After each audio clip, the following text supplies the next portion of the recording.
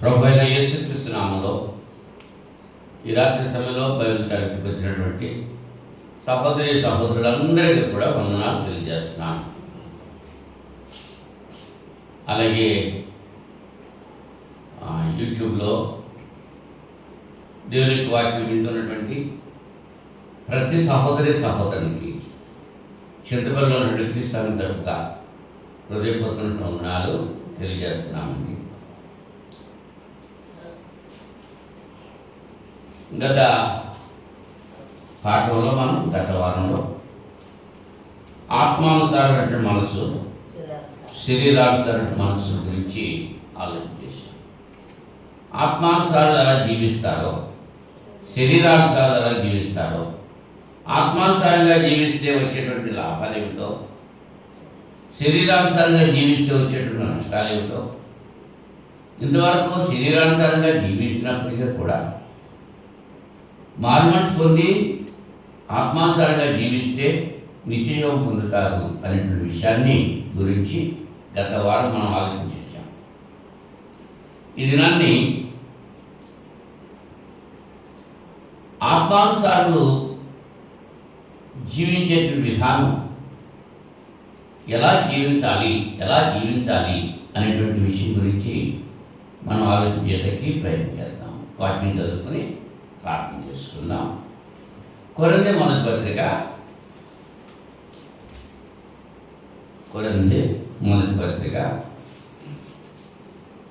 15వ అధ్యాయము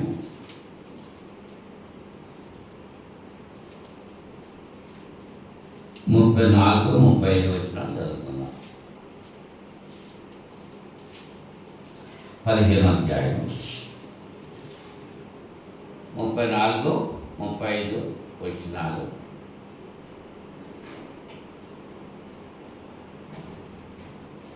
నీతి ప్రవర్తన గలవారే 33 చూడజేద్దాం. దుష్ట సాంగత్యము మంచి నడవడిని చెరుపును. నీతి ప్రవర్తన గలవారే మేలుకొని పాపము చేయకుడి. దేవుని గురించిన జ్ఞానము కొందరికి లేదు, మీకు సిగ్గు కలిగిటకై ఇట్లు చెప్పుతున్నాను. చిన్న ప్రార్థన చేసుకుని వాక్యంలో ప్రవేశిద్దాం. ప్రేమస్వరూపుడా, పరిశుద్ధుడా, మహోన్నతుడా, మీకు స్తోత్రాలు తండ్రి. గతించిన శుక్రవారం నుంచి ఇంత పర్యంతము మీ మహాదయచేత కృప చేత నన్ను మమ్మల్ని సరి లెక్కలు ఉంచారు. రాత్రి సమయంలో ప్రియమైన మీ బిడ్డలతో కలిసి నాయన మీ లేఖనాలు పరిశీలన చేయడానికి మీరు ఇచ్చిన అవకాశం బట్టి స్తోత్రాలు చెల్లిస్తున్నాను. గతించిన వారంతా కాచి కాపాడి నా తండ్రి మీ యొక్క ఉచితమైన కృప చొప్పున, ఉచితమైన దయ చొప్పున మరొక శుక్రవారం మన బ్రతుకుల్లో ప్రసాదించారు. మీకు స్తోత్రాలు. పగటి సమయంలో జరిగిన తరగతులన్నిటి వరకు ప్రార్థన చేస్తున్నాను. మీ కృప, మీ కాపుదల నుంచి నడిపించినందుకు స్తోత్రాలు చెల్లిస్తున్నాను. అలాగే రాత్రి సమయంలో జరుగుతున్నటువంటి ప్రపంచవ్యాప్తంగా ఆయా ప్రదేశాల్లో జరుగుతున్నటువంటి బైబిల్ తరగతులన్నిటి వరకు ప్రార్థన చేస్తున్నాను. మేలుకరమైన రీతిగా జరిగించి మహిమ పొందండి. అలాగే ఈ దినాన్ని ఎవరైతే చూడలేకపోయారో వారు విడిచిపెట్టిన బంధువులకు ఓదార్పు, ఆదరణ దయచేయమని ప్రార్థన చేస్తున్నాను. ఈ సమయంలో ఇంత పర్యంతము కీర్తన ద్వారా స్థుతి పొందారు. అలాగే వాక్యం ఇచ్చారు. ఇచ్చిన వాక్యం మీ బిడ్డలకు పంచడానికి కావాల్సిన శక్తి, జ్ఞానము నాకు దయచేయమని ప్రార్థన చేస్తున్నాను. బిడ్డలు వినటానికి చెవులు కలిగి మత్తు దూరపరచుకొని ఆశ కలిగి మీ యొక్క లేఖనాలు వింటూ మేలు పొందుటకు సహాయం చేయండి. దానికి వ్యతిరేకమైనటువంటి సమస్త సహాయ శక్తులను మీ కుమారుడు కృష్ణంలో బంధిస్తూ నాయన ఈ బైబిల్ తరగతి ప్రారంభం నుంచి ముగింపు వరకు మీ నామ హిమత్పై జరిగించుకుంటారని క్రీస్తు యేసు నామంలో ఈ ప్రార్థనని వేడుకుంటున్నాను తండ్రి. ఆమేన్, ఆమేన్. మరొకసారి అందరికీ వందనాలు తెలియజేసుకుంటున్నాను. క్రైస్తవుడు అయిన తర్వాత జీవిత విధానం ఎట్లా ఉండాలి అనేటువంటి విషయాన్ని కొద్ది సమయం లేఖనానుసారంగా మనం పంచుకోవడానికి ఇష్టపడుతున్నాను. 33వ వచనం అన్నాడు, దుష్ట దుష్ట సాంగత్యము మంచి నడవడిని చెడు. మంచి నడవడిని చెడు. చెరుకున్నాను. దుష్టులతో సాంగత్యం. ఏదైనా తోటలో అవ్వమ్మ దుష్టుడైనటువంటి సాతాను యొక్క సర్పరూపంలో ఉన్నటువంటి సాతాను యొక్క మాటకు లోబడింది. తాను నాశనమైంది, తన భర్తను కూడా నాశనం చేసింది. దేవునికి దూరమైంది. కారణం ఏంటంటే దుష్టుని యొక్క సాహసం, దుష్టులతో ఫ్రెండ్షిప్. మరి మన దైనందిన జీవితాల్లో అవిశ్వాసంతో జోడుగా ఉండకూడదు. విశ్వాసి అవిశ్వాసతో జోడుగా ఉండకూడదు. పౌలు గారి కొరింథీ పత్రికలో చెప్తున్నా, క్రీస్తుకు బెలియాలకు ఏమి సంబంధం, నీతికి దుర్నీతికి ఏమి సాంగత్యం, విశ్వాసికి అవిశ్వాసతో పాలెక్కడది అన్నాడు. లేఖనంలో చెప్తుంటే విశ్వాసులు అవిశ్వాసులు కలిసిపోయి జట్ల పట్టాలుగా వెళ్ళిపోతున్నారు. వాళ్ళ ఇంటికి వీళ్ళు వీళ్ళింటికి వాళ్ళు వెళ్ళి గంటలు గంటలు మాట్లాడేసుకుంటారు. ఏం మాట్లాడుకుంటారో తెలియదు. అవునా? ఎవరెవరు? విశ్వాసి అవిశ్వాసి. విశ్వాసి మాట్లాడుకుంటే దేవుని గురించి మాట్లాడుకుంటారు కదా. మరి అవిశ్వాసులు మాట్లాడితే దేవునితో మాట్లాడతారు.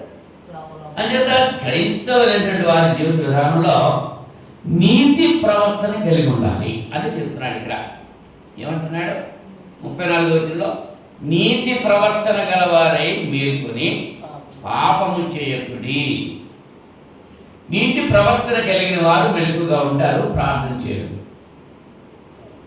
ప్రార్థన చేయరా? చేస్తారా?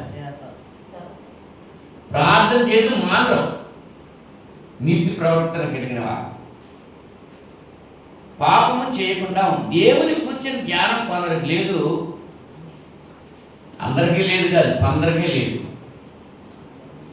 మీకు సిగ్గు కలగటానికి ఇలా చెప్తున్నాను అంటున్నాడు. అంటే మీరు సిగ్గులేనాడు కాబట్టి మీకు సిగ్గు రావాలి కాబట్టి చెప్తున్నా అంటున్నాడు. అవునా? ఎంచేత సిగ్గు రావాలి వీళ్ళకి? వీళ్ళు ఎలా ఉన్నారు? వీళ్ళ జీవితాలు ఎట్లా ఉన్నాయి?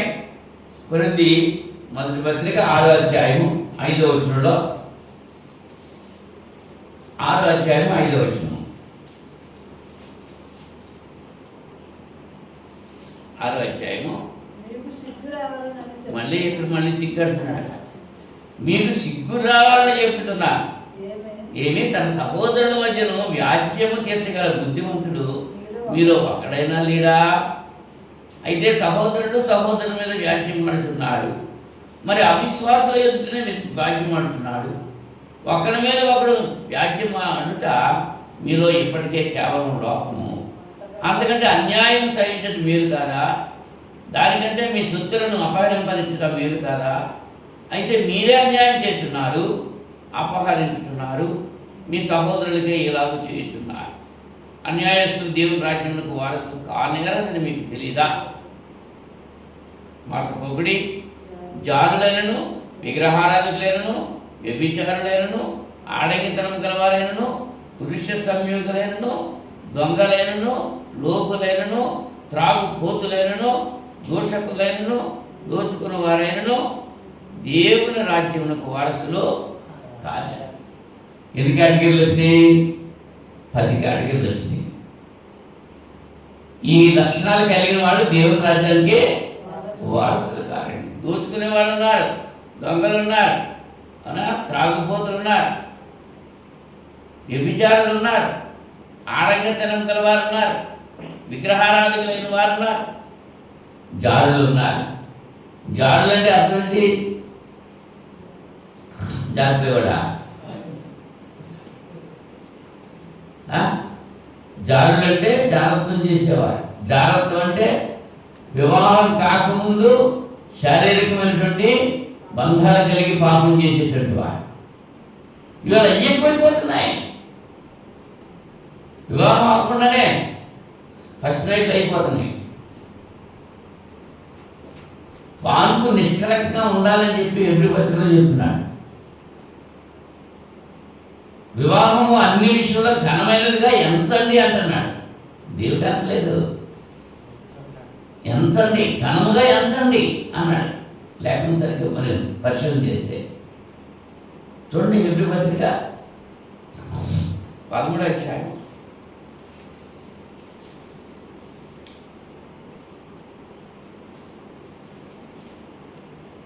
అధ్యాయం 4వ వచనం చూడండి. వివాహము అన్ని విషయములలో ఘనమైనదిగాను పానుకు నిష్కల్మషమైనదిగాను ఉండవలెను. అన్ని విషయంలో ఘనమైనదిగా ఉండాలి. ఇవాళ చాలామంది దేవుడు వివాహం ఘనమైనదిగా ఏం చేసాడని చెప్పేస్తూ ఉంటారు. లేఖనం ఏముంది? ఘనమైనదిగాను, ఆ కామ పెట్టేసి పుస్తపెట్టలేదు అక్కడ. వివాహము అన్ని విషయములలో ఘనమైనదిగాను పాలుకు నిష్కల్మషమైనదిగాను ఉండవలెను. వేశ్యాసంగులకును వ్యభిచారులకును దేవుడు తీర్పు తీర్చును. అవునా? వేశ్యాసంగులు, ఇంకెవరు? వ్యభిచారులు దేవుడు తీర్పు తీరుస్తాడు. మనం తీర్చక్కర్లేదు. ఎవరు తీర్చాలి? దేవుడు తీరుస్తాడు. అటువంటి కార్యాలు చేసేవారు ప్రోత్సహించేవారు ఎలా ఉంటారు? ఇవాళ చేయడానికి చేసేవారు ప్రోత్సహించేవారు ఉన్నారు. వాళ్ళకి వీళ్ళకి కూడా దేవుడి శిక్ష. మరి క్రైస్తవుడు అటువంటి జీవితం జీవించాలా? అటువంటి జీవితం జీవించేవాడు క్రైస్తవుడే కాదు. కలహాలు ఉండకూడదు. మీరు ఒకరితో ఒకరు కలహాలు పడుతున్నారు. ఇక కొరింథీ పత్రికలో ఉండే మనం చూస్తే మీలో కక్షలు ఉన్నాయి, కలహాలు ఉన్నాయి, లోయ ఇంటి వారి వల్ల నాకు తెలిసిందని చెప్పంటున్నాడు. అవి ఉండకూడదు. అది ఉంటే నీతి ప్రవర్తన అవదు. రోమపత్రిక 13వ అధ్యాయం 11వ వచనంలో, రోమపత్రిక 13వ అధ్యాయం 11వ వచనంలో, మరియు మీరు కాలము నెరిగి నిద్ర మేలుకొని వేళ అయినదని తెలుసుకొని అలాగూ చేయుడి. మనము విశ్వాసులమైనప్పటికంటే ఇప్పుడు రక్షణ మనకు మరి సమీపముగా ఉన్నది. రాత్రి చాలా గడిచి పగలు సమీపముగా ఉన్నది కనుక మనము అంధకార క్రియలను విసర్జించి తేజస్సంబంధమైన యుద్ధోపకరణలను ధరించుకున్నాం. ఇప్పుడు రక్షణ మనకు సమీపంగా ఉంది. ఎంత సమీపంగా ఉందంటే బాగా సమీపంగా ఉంది. ఇప్పుడు ఎంచేతంటే యేసు రాక సమీపం అయిపోతుంది. ఇప్పుడు బాగా అదే అంటున్నాడు. అంచేత మీరు అంధకార క్రియలను విసర్జించి తేజస్సంబంధమైన యుద్ధోపకరణలు ధరించుకోవాలి. అలర్తో కూడిన ఆటపాటలైనా, మత్తైనా లేక కామ విలాసములైనను, కోకిలీ చేతలను లేకయు, కలహమైనను మత్సరమైనను లేకయు పగటి యందు నడుచుకున్నట్టు మర్యాదగా క్రైస్తవ ప్రవర్తన ఎట్లా ఉండాలి? ఒకటి, నీతి కలిగిన రీతిగా ఉండాలి, నీతి ప్రవర్తన. రెండోది ఏంటి? ఇప్పుడు చెప్పాను కదా, ఎలాగా మర్యాదగా నడుచుకోవాలి. పోకిరీ చేస్తూ ఉండకూడదు, మత్సరం ఉండకూడదు, కలహం ఉండకూడదు. కలహం అంటే ఎక్కడా ఉండకూడదు. అబ్బే మా ఇంట్లో ఏమి లేదంటే మరి బయట ఉండకూడదు. కలహం అన్నది ఉండకూడదు. ఉంటే క్రైస్తవ జీవిత విధానం కాదని. అవునా? నీతి ప్రవర్తన కలిగి అలా ఉండాలంటే దుష్టుల యొక్క సాంగత్యం మానేయాలి. అవి ఎలాగండి? చిన్నప్పటి నుంచి మేము మంచం మీద పడుకున్నాం, ఒకే మంచం మీద, ఒకే గ్రంథంలో తిన్నాం. ఇప్పుడైతే నేను దేవుడు నమ్ముకున్నాను, ఆడు నమ్ముకోలేదు. మరి ఆడు నేను కలిసి ఉండకపోతే ఎలాగా? నువ్వు దేవుడు నమ్ముకున్నావు, వాడు దేవుడు నమ్ముకోలేడు. నువ్వు నమ్ముకున్నావు అంటే వాడు అమ్మేశాడు అన్నమాట. అమ్మేసి వాడితో నువ్వు ఉంటే నువ్వు కూడా అమ్మేస్తావు కదా, చెడిపోతావా?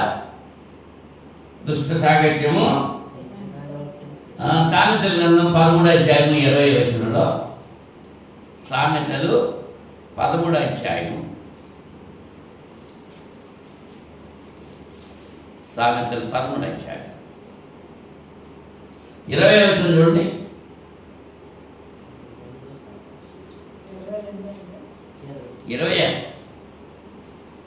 13వ అధ్యాయం 20వ వచనం, జ్ఞానుల సహవాసము చేయువాడు జ్ఞానము గలవాడగును, మూర్ఖుల సహవాసం చేయవాడు చెడిపోవును.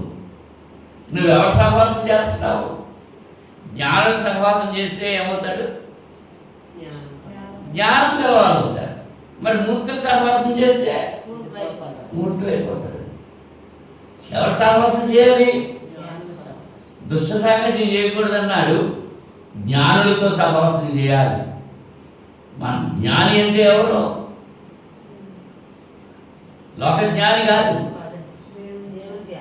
దేవుని యొక్క జ్ఞానం ఎవరి దగ్గర ఉంది? యేసుక్రీస్తు దగ్గర ఉంది. జ్ఞానం అది పైనుంచి వచ్చే జ్ఞానం వేరు. ఈ భూసంబంధ జ్ఞానం దెయ్యాల జ్ఞానం అన్నాడు యాకోబు తన పత్రికలో. పైనుంచి వచ్చే జ్ఞానం వెతకండి. మీరు క్రీస్తులో కూడా లేకపోయిన వారైతే పైన వాటిని వెతకాలి తప్ప భూ సంబంధం మనసు. యోవేలు గ్రంథం, యోవేలు 1వ అధ్యాయం 5వ వచనంలో,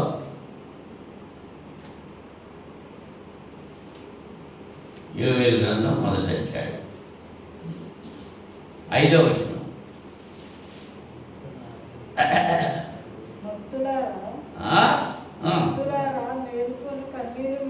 మత్తులారా మేలుకొని కన్నీరు విడుడి, ద్రాక్షారస పానం చేయవాళ్ళరా రోదనం చేయుడి. ఇంచట మత్తులారా. ఏంటమ్మ మచ్చ? తాగితేనే వచ్చేది మత్తు కాదు. ఇప్పుడు మత్తులు ఎంతమంది ఉన్నారు? అన్నం తిన్న మత్తే. అంటే మత్తులారా అన్నాడు. అవునా? మత్తులారా మీరేం చేయాలి? మేలుకోండి. ఇప్పుడైనా మేలుకోండి. సంపూర్ణమవుతుంది కాలం. అవునా? ఏ కాలం? ఇప్పుడు ఏ కాలంలో ఉన్నాం మనం? పోయే కాలంలో ఉన్నాం. ఎలా జరుగుతున్నాయి చూడు సంఘటనలో. అమ్మాయికేమో 18 సంవత్సరాలు రాలేదు, అబ్బాయికేమో 20 సంవత్సరాలు దాటేసింది. ఇంట్లో అమ్మాయి చెప్పలేదు, ఇక్కడ అబ్బాయి చెప్పలేదు, ఊరు వదిలిపెట్టి వెళ్ళిపోయారు. హైదరాబాద్ వెళ్ళిపోయారంట. హైదరాబాద్లో ఉన్నట్టు సమాచారం వచ్చేది. ఎక్కడికి వెళ్ళిపోయారు? ఎవరు వెళ్ళిపోతున్నారు? మత్తులారా. ఒకసారి మేము విజయవాడ వెళ్తే, మేము ట్రైన్ దిగా విజయవాడలో ఓ జనం కనపడలేదు మాకు. వాళ్ళకి ఎలా పెళ్లి చేసేసుకున్నారు. వాళ్ళు వాళ్ళ పిల్లలతో బాగానే ఉన్నారు. మరి కొంతమంది ఏం చేస్తున్నారు? వాళ్ళకుంటే ఇబ్బంది ఏం లేదు. అలాగా ఆ క్షణికమైనటువంటి ఆవేశం కొరకు ఏం చేస్తున్నారు? తీసుకెళ్ళిపోతున్నారు, విడిచిపెట్టేస్తున్నారు. నష్టపోయేది ఎవరు? అరిటాకు ముళ్ళు సాగు చెప్పారు కదా పెద్దలు. అరిటాకు వెళ్ళి ముళ్ళు మీద పడ్డా అరిటాకే దెబ్బ, ముళ్ళు వచ్చి అరిటాకు మీద పడ్డా అరిటాకే దెబ్బ. అంచేత స్త్రీలు చాలా జాగ్రత్తగా ఉండాలి. తల్లులు వారి బిడ్డలు చాలా జాగ్రత్తగా పెంచాలి. బిడ్డల వల్ల అయిపోవడం గల కారణం తల్లులనే. ఆవు వెళ్ళి చెవులో మేస్తుంటే దూడ గట్టు మీద మేస్తదా? తల్లి ఎక్కడ ఉంటుందో పిల్ల అక్కడికి వెళ్ళిపోతే. తల్లిదండ్రులారా జాగ్రత్త. తండ్రులారా మీ బిడ్డలకు కోపం రేపక ప్రభు యొక్క కళ్ళు తెలుసుకో, మూసుకో. చూసుకోవద్దు, ఇంకా తెలియట్లేదు, మూతలే. ఆడపిల్లలు అయిపోయారు, గేదె పిల్లలు అయిపోయారు అంటున్నా. నీ పిల్లలు ఎలా ఉన్నారో చూసుకో.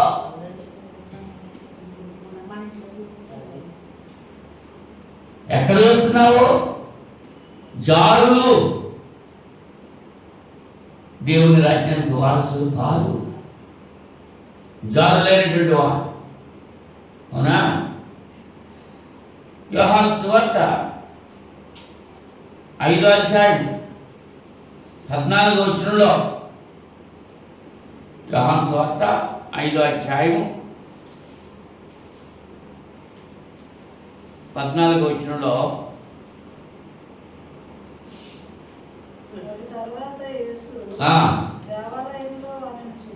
దేవాలయంలో వారిని చూచి ఇదిగో స్వస్థత నొందితివి,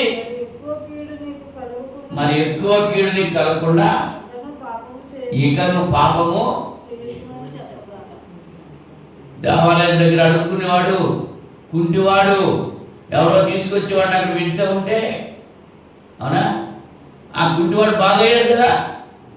ఆ తర్వాత వేసుకొని చూశాడు, ఏమంటున్నాడు? ఇదిగో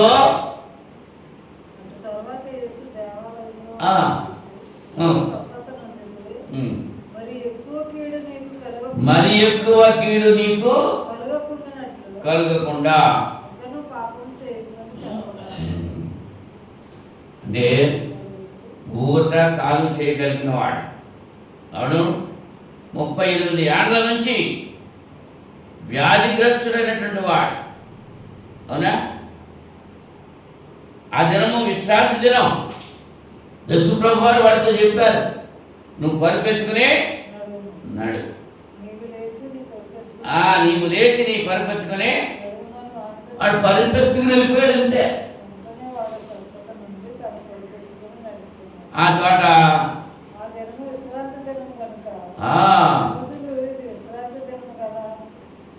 అది యూదులేమో పక్క నుంచి సహాయం చేస్తున్నారు, ఇదే విశ్రాంతిగా నీ పని చేస్తున్నావు నువ్వు, వద్దు అంటున్నారు. వాడు వీడు బాగుపడటం వాళ్ళకి ఇష్టం లేదు. ఈవేళ రక్షించబడినటువంటి వ్యక్తులను చూసి లోకస్తులు ఏమంటున్నారు? అసూయ పడుతున్నారా లేదా? అతను తారసపడ్డాడు యేసుప్రభుకి విశ్రాంతి. ఆ తర్వాత యేసు దేవాలయంలో వాడిని చూశాడు, ఇదిగో స్వస్థత పొందితివి, మరి ఎక్కువ కీడునే కలగకున్నట్లు ఇకను పాపము చేయ. అంతకు ముందు అడిగారు, నేను బాగు చేసింది ఎవరంటే ఏమో నాకు కావాలన్నాడు. ఇప్పుడు వెళ్ళి యేసుప్రభు మాట చెప్తుంటే వెళ్ళి ఏం చేస్తున్నాడు? నన్ను స్వస్థపరిచిన వాడు యేసు అని ఎవరు చెప్పాడు? యూదులు చెప్పాడు. ఈ కార్యం విశ్రాంతి చేసినందున యూదులు యేసును మేలు చేశాడా, కీడు చేశాడా? యేసుని హింసించారండి యూదులు. మంచి చేశాడనా, చెడు చేశాడనా? ఇవాళ మంచి చేసిన వాడికే వస్తున్నాయి, చెడ్డ చేస్తే సమస్య లేదు. అసలు మంచి చేస్తూ ఉంటే, మేలైనది చేస్తూ ఉంటే ఏమవుతున్నాయి? లేనిపోయిన మాటలు, చాటున మాటలు, పొందిన మేలు మర్చిపోయి ఆపదలో కష్టంలో ఆదుకున్నటువంటి విషయాన్ని మర్చిపోయి ఈ మాటలు వేరే వేరే మాటలు తెలియజేసుకుంటున్నారు. అది నీతి ప్రవర్తన అవుతుందా? క్రైస్తవ జీవితం అదేనా? కృతజ్ఞత కలిగి ఉండాలి. కీర్తనలు 4వ అధ్యాయం 4వ వచనంలో, కీర్తనలు 4వ అధ్యాయం 4వ వచనంలో, భయము నుండి పాపము చేయకుడి, మీరు పడకల మీద నుండగా మీ హృదయంలో ధ్యానము చేసుకుని ఊరకుండి. భయము నుండి పాపము చేయకుడి. దేవుడంటే భయం ఉంటే పాపం చేసేటువంటి అవకాశం ఉంటుందా? యోసేపుకి దేవుని భయం ఉంది కాబట్టి పాపం చేసే అవకాశం ఆపరించినా సరే రిజెక్ట్ చేశాడు. చేశాడా లేదా? కారణం ఏంటి? దేవుడు ఏంటి? అంచేత దావీదు గారు అంటున్నారు, భయము నుండి పాపము చేయకుడి అంటున్నాడు. అదే కీర్తన 119వ కీర్తన 11వ వచనంలో, 119వ కీర్తన 11వ వచనం.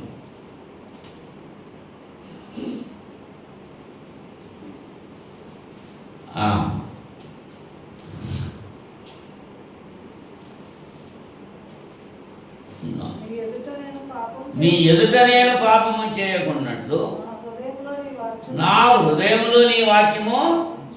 అంటే మనం పాపం చేయకుండా ఉండాలంటే మన హృదయంలో ఏముండాలి? అసలు ఏముండాలి? మనం పాపం చేయకుండా ఉండాలంటే మన హృదయంలో ఏముండాలి? దేవునికి వాక్యం ఉండాలి. దేవునికి వాక్యం ఉంటే మన హృదయంలో పాపం చేసేటువంటి అవకాశం రాదు. హృదయంలో దేవుని వాక్యం లేకపోతే పాపమే. అంచేత దివారాత్రులు దాన్ని ధ్యానించేవాడు ధన్యుడు అన్నాడు దావీదు గారు. దివారాత్రులు దాన్ని ధ్యానిస్తూ ఉంటే దేవుని యొక్క ఆలోచనలే, దేవుని యొక్క మాటలే మన మనసులో ఉంటా ఉంటే పాపం చేసే అవకాశం ఉండదు. అంచేత దివారాత్రులు దాన్ని ధ్యానించమంటున్నాడు. ధ్యానించుకోకుండా నిద్రపోయిన వాళ్ళతో ఏమంటున్నాడు తెలుసా? యోనా గ్రంథం 1వ అధ్యాయము 6వ వచనంలో, యోనా గ్రంథం 1వ అధ్యాయము 6వ వచనంలో, పోయి నిద్రపోతా. ఏ పోతు? మేకపోతు దున్నపోతు కాదు, కోసి తినడానికి పనికొస్తాయి.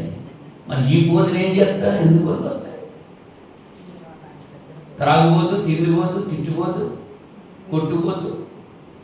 అవునా? ఈ పోతులున్నా చూసావు, కొమ్ములు లేని పోతులు ఎందుకు పనికిరావి? ఒక అన్యుడైనటువంటి వాడు దేవుని సేవకుడైన వాడిని ఏమని పిలుస్తున్నాడు? ఎంత దౌర్భాగ్యమైన పరిస్థితి అండి. తెలియనివాడైతే చెప్పించుకోవచ్చు, తెలుసున్నవాడు చెప్పించుకుంటున్నాడే. మన జీవితాలు ఎలా ఉంటున్నాయి? క్రైస్తవులను చెప్పుకుంటూ క్రైస్తవేతలు చేసేటువంటి పనులు చేస్తున్నాడు. అది దేవుని నామానికి అవమానం కదా. అంచేత మిమ్మల్ని బట్టి కదా నా నామము అన్ని జనుల మధ్య దూషణ కలుగుతుంది అంటున్నాడు. మత్తయి సువార్త 24వ అధ్యాయం 4వ వచనంలో యేసు ప్రభువు వారు చెప్తున్నారు. మత్తయి సువార్త 24వ అధ్యాయం 4వ వచనంలో,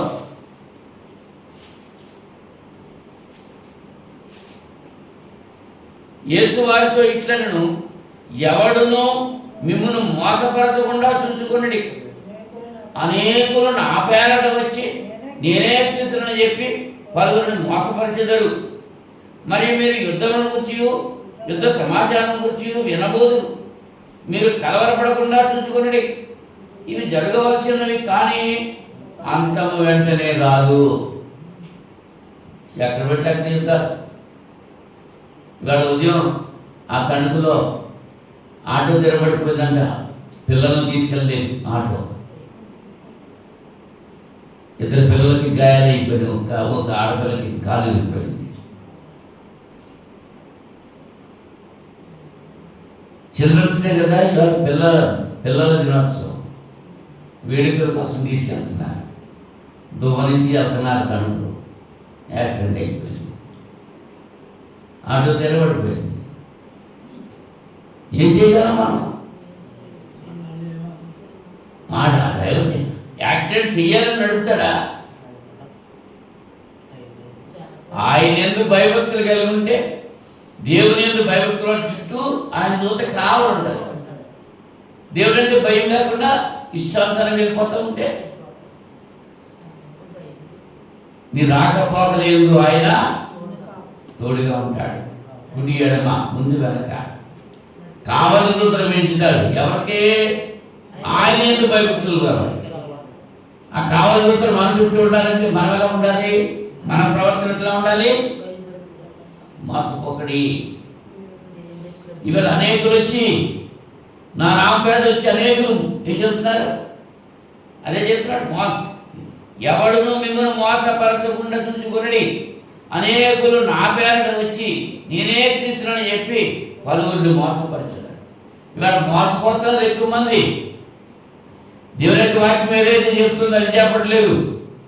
వాళ్ళు కల్పించినటువంటి మాటలు చెప్తున్నారు, వాళ్ళు కల్పించిన సిద్ధాంతాలు చెప్తున్నారు, వాళ్ళు కల్పించిన ఆచారాల గురించి చెప్తున్నారు. అది అలా చేయాలి, ఇలా చేయాలి.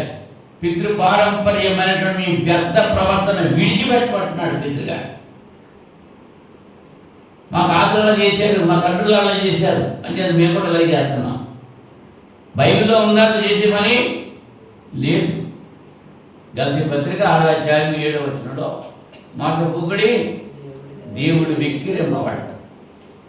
ఏమా గల్తీ పత్రిక 6వ అధ్యాయము 7వ వచనం, 7వ వచనంలో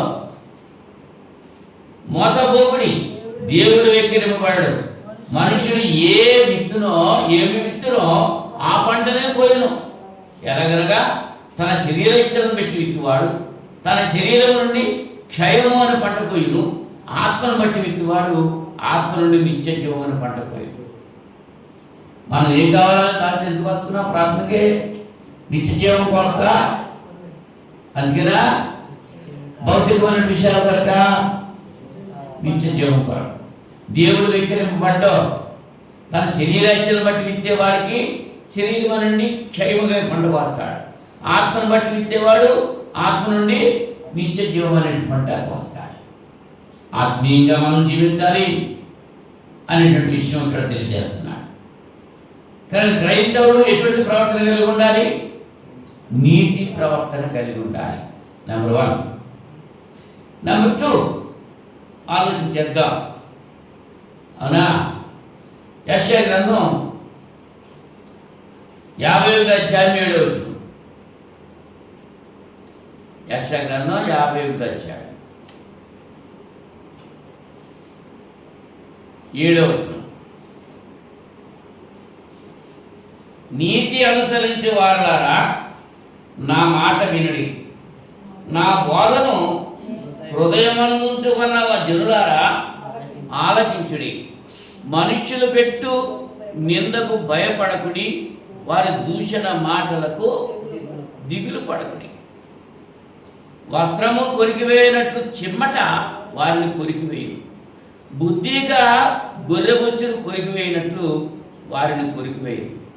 అయితే నా నీతి నిత్యము నిలుచును, నా రక్షణ తరతరములో ఉండును. దేవుడు అనేటువంటి ఒక మాట్లాడాడు.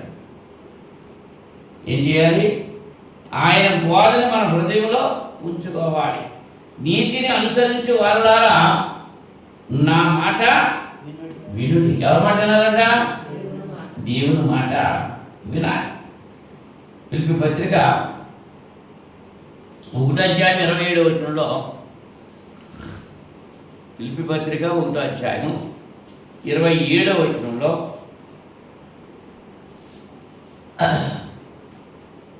నేను వచ్చి మిమ్మల్ని చూచినను రాకపోయినను మీరు ఏ విషయంలోనూ ఎదిరించి వారికి బెదరక అందరినూ ఒక్క భావముతో సువార్త విశ్వాస పక్షమున పోరాడుచు ఏక మనస్సు గలవారై నిలిచి ఉన్నారని నేను మిమ్మల్ని వచ్చి వినులాగున మీరు క్రీస్తు సువార్తకు తగినట్లుగా ప్రవర్తించుడి.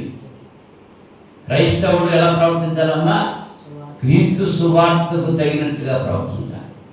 నేను వచ్చి చూసినా నేను రాకపోయినా మీ ప్రవర్తన అలా ఉండాలి. పనికిలోడు యజమాని అక్కడుంటే ఒకలాగా, యజమాని లేకపోతే ఒకలాగా చేస్తూ ఉంటారు. అవునా కదా? యజమాని అక్కడ లేదనుకో సరిగ్గా చేస్తారు పని. యజమాని ఉంటే చేస్తారు. పౌలు గారు ఏమంటాడంటే ఫిలిప్పీ సంఘంతో, నేను వచ్చి మిమ్మల్ని చూసినా నేను రాకపోయినా మీరు ఏ విషయంలో కూడా ఎదిరించే వారికి బెదరొద్దు. అలా ఉండాలంటే అందరూ ఏకభావంతో సువార్త విశ్వాస పక్షున పోరాడాలి. ఏకభావము, అందరి మాట ఒకటే ఉండాలి. దేవుని మాట అయితే అందరి మాట ఒకటే ఎప్పుడు ఉంటుంది అమ్మా? అందరూ ఒకటే భావం, ఏకభావం ఉండాలి. నేను ఎప్పుడో 1971 సంవత్సరంలో రెడ్డిసీమలో అంటే దొరమామిడికి ఇంకా అవతల కోటసవారిగూడెం అని, బుట్టాయిగూడెం లోపల దొరమామిడి లోపల కోటసవారిగూడెం అని కోయిగూడెం ఉండేది. అక్కడ పనిచేయడానికి వెళ్ళాను నేను ఉపాధ్యాయుడిగా. అక్కడంతా బట్టలు కట్టుకుంటూ తెలియదు సరిగా. స్త్రీలు కూడా మొలక కట్టుకుంటూ కానీ పైన అనుకుంటే ఏమీ లేదు వాళ్ళకి. ఆ పరిస్థితుల్లో నేను అప్పుడు 71 అంటే ట్రైనింగ్ అయిన తర్వాత అక్కడ వెళ్ళాను. వాళ్ళంతా ఆ చెట్లు ఏంటి, తాటి చెట్లు ఏంటి అన్నీ వాళ్ళు ఇది నాది అని లేదు వాళ్ళకి. చింతకాయలు కోసుకుంటున్నారు, అందరూ కలిసేసి కోసుకుంటున్నారు. వాళ్ళు లాగెట్టేస్తారు, అందరూ పని చేసుకుంటారు. వేటకి వెళ్తారు, వేటకి వెళ్తే ఏదో జంతువు దొరుకుతుంది, అందరూ కలిసి దాన్ని వాటలు వేసేసుకుంటారు. అక్కడ మేస్తాకు కోట, కర్ణంగారికి కోట, ఇద్దరు మంచిది. అలాగా వాళ్ళ గుడిసెలు ఉండేవి. ఇప్పుడు ఈ గుడిసెలు లేవుగా, ఇప్పుడు గవర్నమెంట్ ఇల్లు కట్టి చేశారు. ఆ తాళ్ళు చెట్లు కొట్టేసుకుని, ఆకులు కొట్టేసుకుని అందరూ కలిసి కొట్టుకుంటారు. అందరూ కలిసి కొట్టేసుకుని అందరూ ఇల్లు అందరూ కలిసి కొట్టేసుకుంటారు. ఇంకా అది కూలిపని కాగేద్దాం, ఇది పెడతాం, అది ఏమీ లేదు. చాలా సంతోషమైంది నాకు. ఏకభావం అంటే అది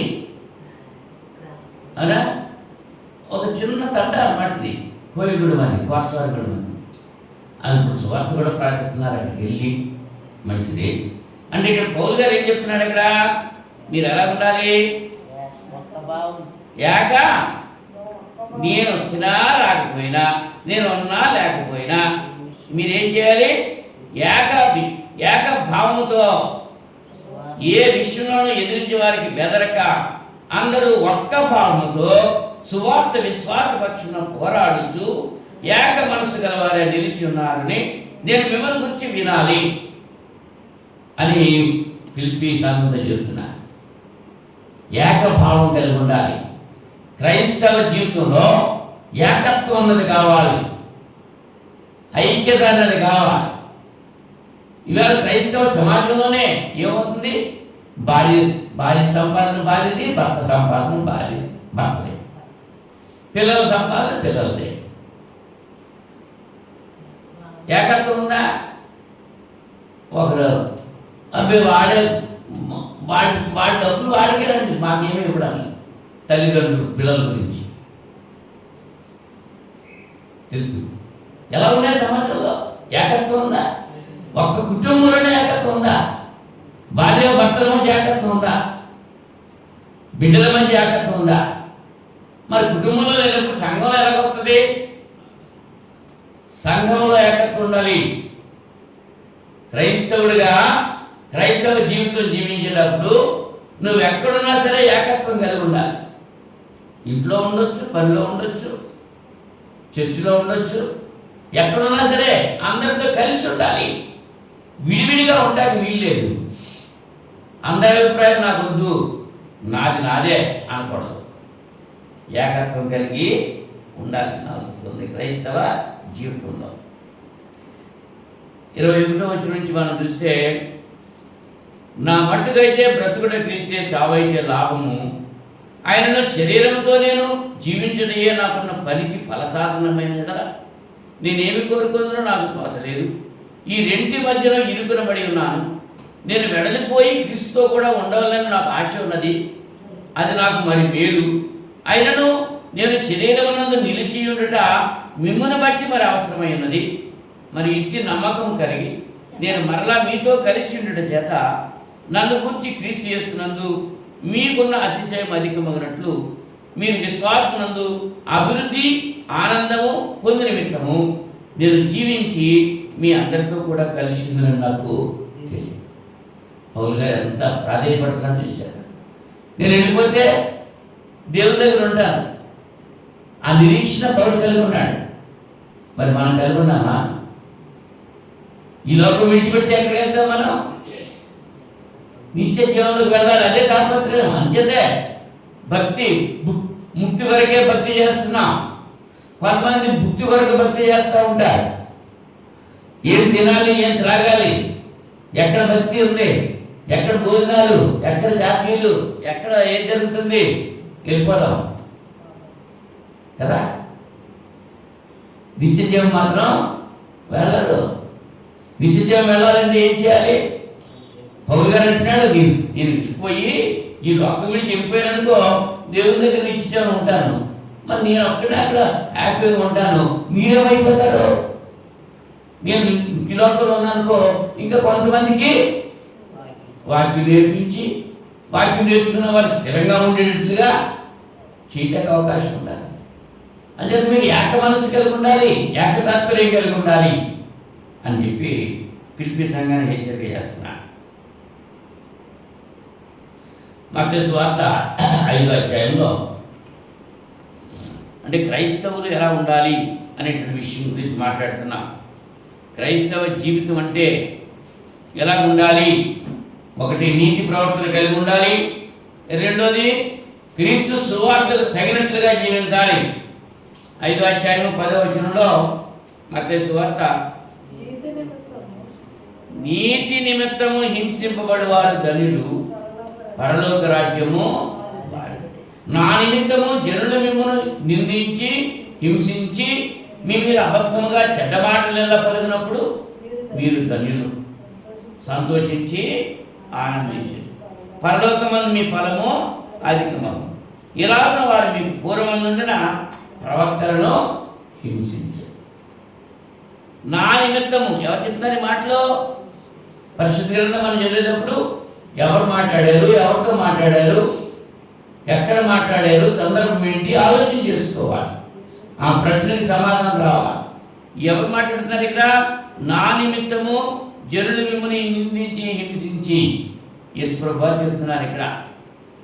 1వ వచనంలో, ఆయన ఆ జన సమూహములను చూసి కొండ ఎక్కి కూర్చుండగా ఆయన శిష్యులు ఆయన వద్దకు వచ్చింది.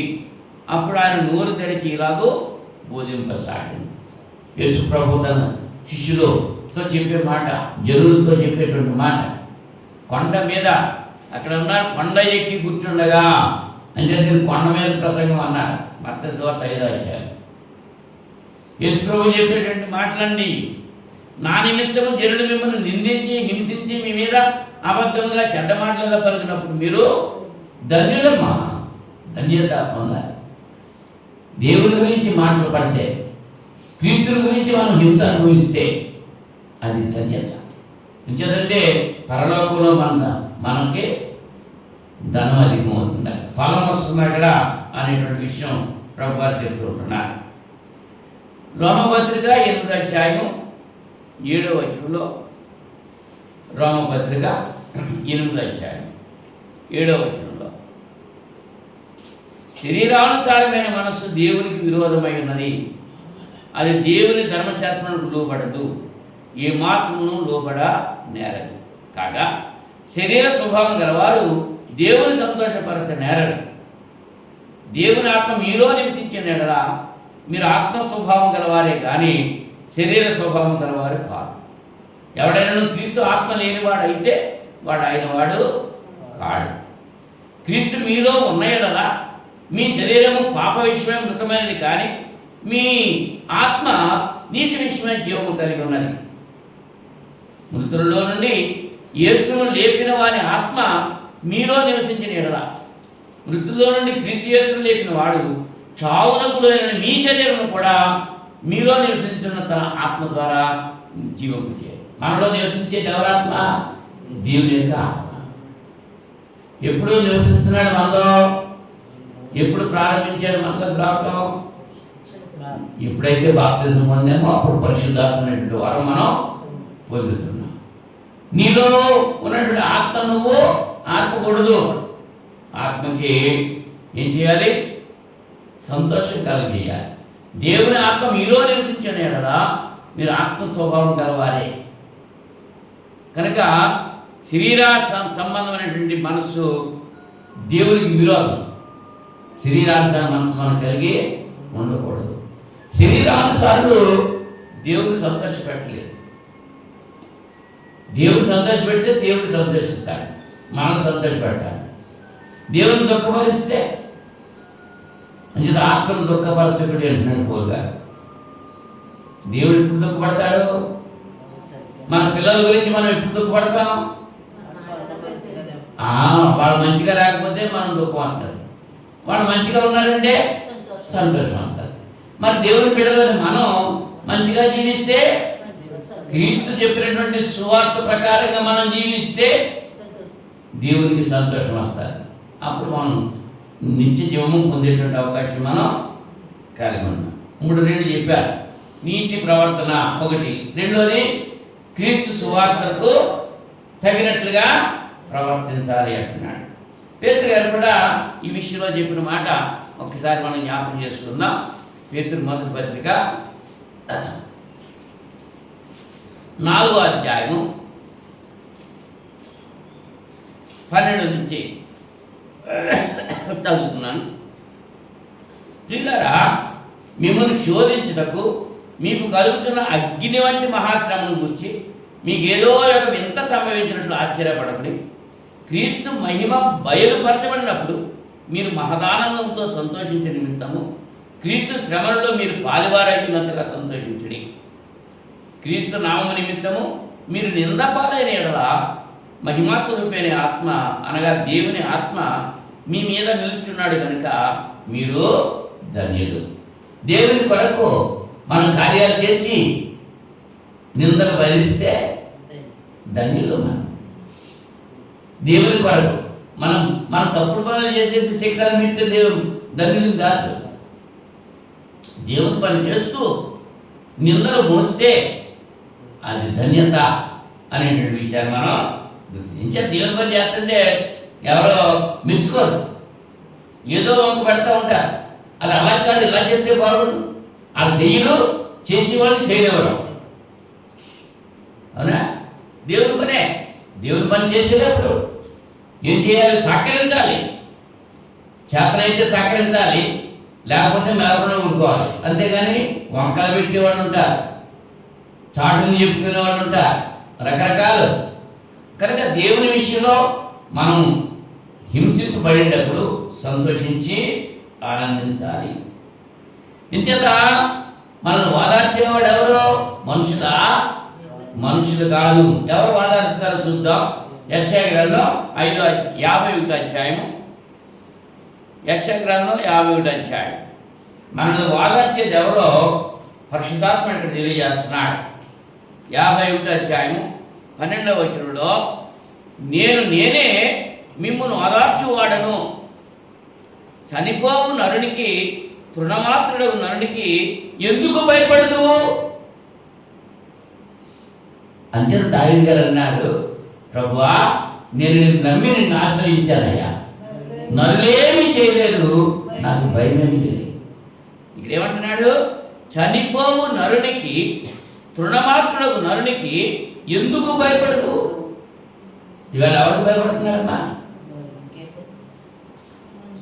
మనుషులకే భయపడుతున్నాడు, పాముకు భయపడతలేదు, తేలికి భయపడతలేదు, కుక్కకే భయపడతలేదు. ఎవరికి భయపడుతున్నారు? మనుషులకే భయపడుతున్నారు. ఏం చేత? పైకి పెదవులతో సంతోషమైన మాటలు చెప్తూ ఉంటారు. వాళ్ళ హృదయాల్లో సర్ప విషయం ఉందంటాడు ఆయన. లోపల పైకి ఒక మాట చెప్తూ ఉంటారు, లోపల ఇంకోటి అనుకుంటూ ఉంటారు. అంటే మనుషులకి జరగాలి, మనుషులకు భయపడాలి అని మనుషులకు భయపడుతున్నారు. మరి పరిశుద్ధాత్మ ఏం చెప్తున్నాడు? ఏమంటాడు?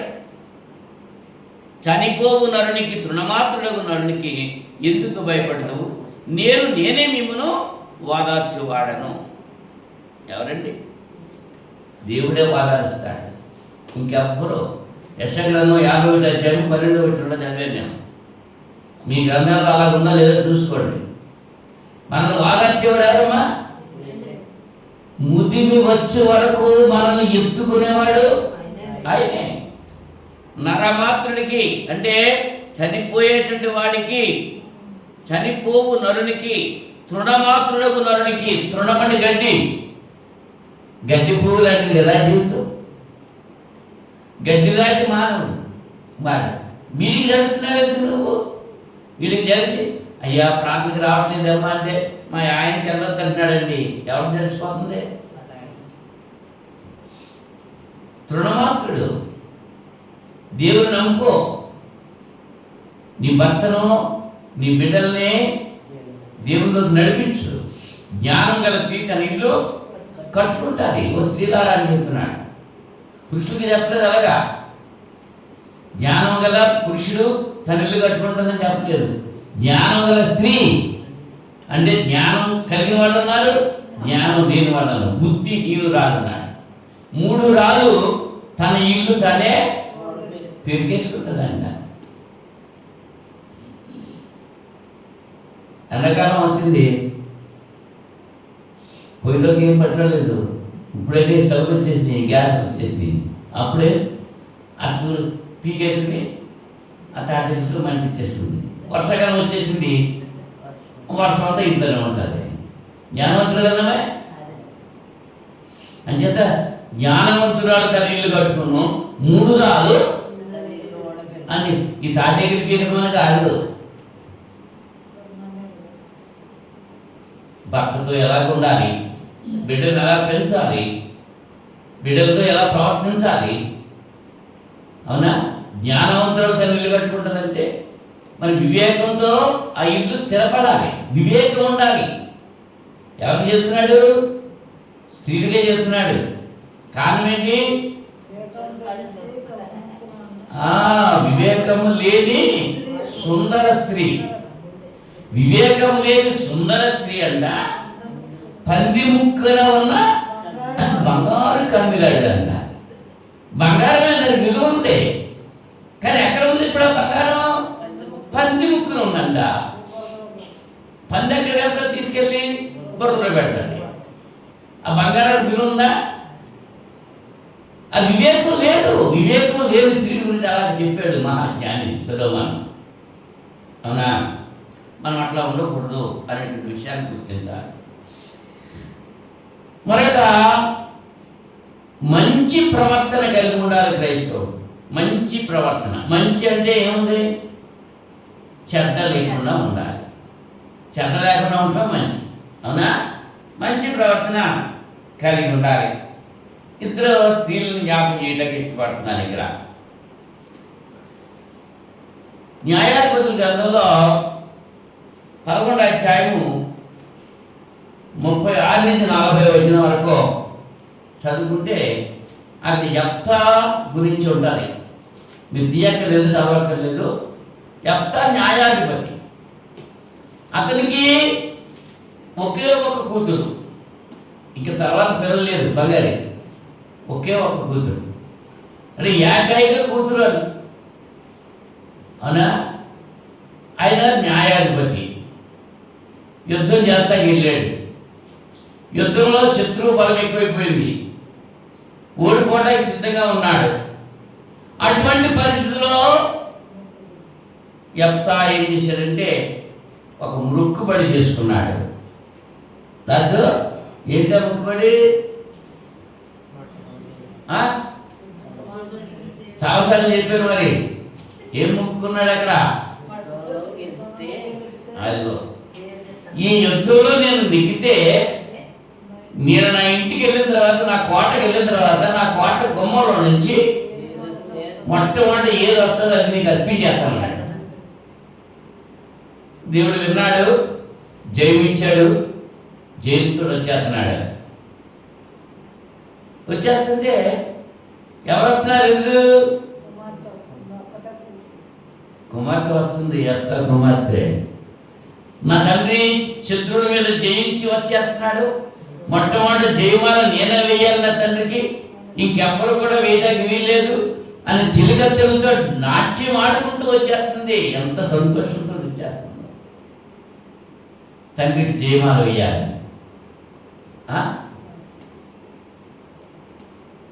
అంత జయము పొందినటువంటి యెఫ్తా నీరుగారిపోయాడు. నా కుమార్తె నాకు నువ్వు దుఃఖం కలగజేసావని చెప్పి అంటున్నాడు. అంత సంతోషంగా వస్తుంది. కారణం ఏంటి? అప్పుడు అడుగుతున్నది, ఏంటి తండ్రి, ఏమిటి సంగతి అని చెప్పేశాడు. ఓ సిద్ధే కదా, దానికోసం నువ్వు బాధపడుతున్నావా? నువ్వేం బాధపడతావు, నువ్వు ఇచ్చిన మాట నెరవేర్చుకో. ఆడి తప్పకూడదు. నొక్కుకొని దాన్ని చెల్లించకుండా ఉండటం కంటే అసలు నొక్కుకోకుండా ఉండడమే మంచిది అన్నాడు ప్రసంగి. నువ్వు నొక్కుకున్నావు కాబట్టి నీ నొక్కుబడి చెల్లించేసుకో, కానీ నాకు 2 నెలలు మాత్రం టైం ఇయ్యి. అది 2 నెలలు టైం తీసుకుని తన చెలికత్తెలతో పాటు కన్యాత్వాన్ని మరి 2 నెలలు కొండల మీదకి వెళ్ళి ప్రలాపించింది. ఆ 2 నెలలు అయిన తర్వాత తిరిగి వచ్చింది. తిరిగి వచ్చిన తర్వాత యెఫ్తా ఏ రీతిగా మొక్కుకున్నాడో ఆ రీతిగానే తన కుమార్తె పట్ల జరిగించాడని పరిశుద్ధాత్మ రాయించాడు. అంటే ఆమె గురించి ఇశ్రాయేలీయులు సంవత్సరానికి 4 రోజులు పండుగ చేసుకుంటున్నారంట. యెఫ్తా కుమార్తె గురించి. కన్యక తండ్రి మాటకు విలువిచ్చింది. మరి నేటి పిల్లలైతే ఏం చేస్తూ ఉంటారు?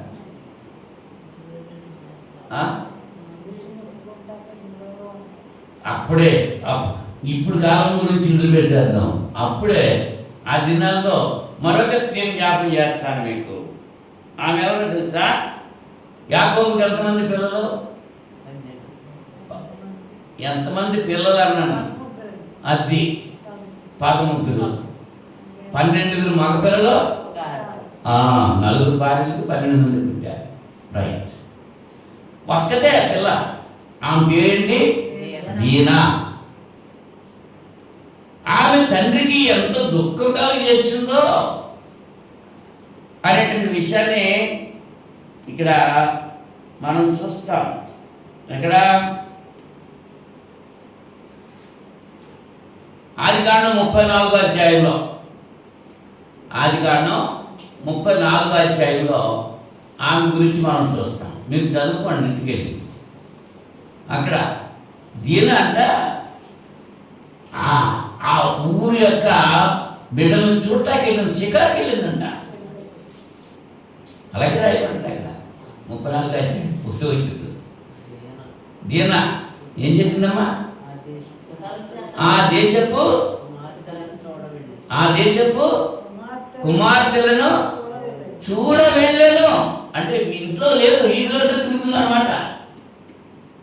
ఇవాళ మన పిల్లలు అక్కడ తిరుగుతున్నారు. ఆలోచించేయండి. దీనా వీధులంతా తిరుగుతుంటే ఆ దేశపు రాజకుమారుడేమో ఈమెను మోహించాడు. మోహించడమే కాదు, బలవంతం చేశాడు. పాపంలో పడిపోయాడు. ఆమెను అవమానపరిచాడు. పోనీ అప్పుడన్నా ఈమె కేకలేసిందా? సమ్మతించిందా? కేకలేసిందా? సమ్మతించిందంతే, కేకలేదు. కేకలేస్తే పాపం ఎందుకు చేస్తాడు? సమ్మతించింది, ఇంట్లో ఉండిపోయింది. ఆ సంగతి యాకోబుకి తెలిసింది. షిమ్యోను ఇద్దరు కూడా ఈమె అన్నగారు వాళ్ళు వచ్చారు. నా కుమార్తెకు ఇంత అన్యాయం చేస్తారని, నా చెల్లెలకి ఇంత అన్యాయం చేస్తారని చెప్పి వాళ్ళు వెళ్ళారు. అలాగే మాట్లాడుకున్నారంటే ఆ కుర్రాడు తండ్రి చెప్పాడు, ఆయన కూడా రాజే కదా, మరి మీ అమ్మాయి మా అబ్బాయికి పెళ్లి చేసుకుందాం అని చెప్పి ఒప్పందం పూర్తి చేసుకుంటున్నాడు. వాళ్ళు తెలివిగా ఏం చేశారంటే ఈ యాకోబు కొడుకులు దీన అన్నలిద్దరు కూడా మోసపు మాటలు చెప్పారు. మీతో మేము బియ్యం ఉండాలంటే మాలాగా మీరు కూడా ఉండాలి. పురుషులను కూడా సున్నతి చేయించుకోవాలి. ఆ దేశ ప్రజలంతా మగళ్ళంతా సున్నతి చేయించేసుకోవాలి. అంటే ఆ రాజుగారి పాపం ప్రజలకు చెప్పేశాడు, అది వాళ్ళు వచ్చారు, వాళ్ళ ఆస్తి ఉంది, వాళ్ళతో మనం బియ్యం అంటే దేనికోసం అంట వాళ్ళ పిల్లలు మనం, మన పిల్లలు వాళ్ళకే ఇచ్చుకుందాము అని చెప్పి వాళ్ళు చెప్పినటువంటి నిబంధనకు ఒప్పుకుందాము. పురుషులంతా కూడా సున్నతి చేయించేసుకోండి అని చెప్పేటప్పటికి రాజుగారు చెప్పిన మాట అందరూ విన్నారు. పురుషులంతా కూడా సున్నతి చేయించేసుకున్నారు. సున్నతి చేయించుకున్నప్పుడు బాధతో ఉన్నారు. అప్పుడు వీళ్ళిద్దరూ వెళ్ళి దీన అన్నగారు వాళ్ళందరినీ చంపేశారు. ఈ పాపం చేసిన చంపేశాడు, తండ్రిని చంపేశాడు, మగవాళ్ళందరూ చంపేశాడు. ఎంత గొడవ వచ్చేసింది చూడండి. చివరికి ఆ దీనమ్మకి పిల్లలు లేదు, అలాగే ఉండిపోయింది. అవునా? ఇప్పుడు ముందు యెఫ్తా కుమార్తె గురించి తీసుకున్నాం, ఇప్పుడు దీనమ్మ గురించి ఆలోచించాం. ఎలా ఉన్నారు ప్రవర్తన? జీవం గల దేవుని సంఘంలో ఎటువంటి వాడు ఉండాలి? యెఫ్తా కుమార్తెలాగా ఉండాలా? దీనాలాగా ఉండాలా? యాకోబు కుమార్తెలాగా ఉండాలా? ఎలా ఉంటున్నారు చూడండి. ఇలా సమాజం పాడైపోతుంది, యవ్వనస్తులు బట్టి పాడైపోతుంది, తల్లిదండ్రుల మాటకు లోబడతలేదు. వింటున్నారా? నువ్వు చెప్పిందే నేను వింటాను అంటున్నారా? లేదు, వాళ్ళకి ఇష్టమైంది వాళ్ళు చేస్తున్నారు. అలాగే తిరుగుబాటు చేస్తే ఏం చేస్తున్నారు? మన తల్లిని చెల్లిని కూడా చంపేశాడట ఆస్తి కోసం. చంపడమే ఆయన. లేకపోయిన వార్తలన్నీ కూడా వస్తున్నాయి, భయంకరమైనటువంటి. యేసుప్రభువు చెప్పారు, యుద్ధముల గురించి మీరు సమాచారం వింటారు, అయినా అంతము వెంటనే రాదు. ఇటువంటి భయానకమైన సంఘటనలు సంభవిస్తుంటున్నాయి సమాజంలో. మరి క్రైస్తవుడా, నీ ప్రవర్తన ఎట్లా ఉండాలి? అటువంటి సమాజం మధ్యలో నువ్వుండి ఆ సమాజం జరిగిస్తున్న కార్యక్రమాలు చేయకుండా నీ మట్టు నువ్వు ప్రత్యేకింపబడి పరిశుద్ధులుగా ఉండాలి. అదే పేతురు గారు చెప్తున్నారు. ఏమని? 2వ అధ్యాయం అపొస్తలుల కార్యాలు, మీరు మూర్ఖులకు ఈ తరము వారికి వీరై రక్షణ పొందండి. ఈ తరం అంతా మూర్ఖులుగా ఉన్నారు, ఎవడు మాట్లాడలేదు. ఉన్నాడా? లేదు. ప్రయాణిస్తున్నారు, బళ్ళు తోలుతున్నారు, కారు తోలుతున్నారు, ఎవరిష్టానుసారంగా వాడు. అటువంటి తరంలో ఉన్నాం ఇప్పుడు మనం. అంచేత మన రక్షణ భయంతో ఉండడంతో కొనసాగించుకోవాలి. దేవుని బిడ్డలు ఎలా ఉండాలి? మంచి ప్రవర్తన కలిగిన వారిగా ఉండాలి. యెఫ్తా కుమార్తె ప్రవర్తన ఎలా ఉంది? యాకోబు కుమార్తె దీనా ప్రవర్తన ఎలా ఉంది? ఒక్కసారి మనం ఆలోచన చేసుకుంటే ఏ ప్రవర్తన మనం కలిగి ఉండాలి? మంచి ప్రవర్తన. యెఫ్తా కుమార్తె లాగా అటువంటి ప్రవర్తన మనం కలిగి ఉండాలని దేవుడు కోరుకుంటున్నాడు. 4వదిగా పేతురు 2వ పత్రిక 3వ అధ్యాయము 12వ వచనంలో, పేతురు 2వ పత్రిక 3వ అధ్యాయము 12వ వచనంలో, ఆకాశములు రవులు కొని లయమైపోవనట్టు, పంచభూతములు మహావేంద్రంతో కరిగిపోవనట్టు, దేవుని దినపు రాకడ కొరకు కనిపెట్టుచు దానిని ఆశతో అపేక్షించుచు మీరు పరిశుద్ధమైన ప్రవర్తనతోనూ, ఎటువంటిదమ్మా?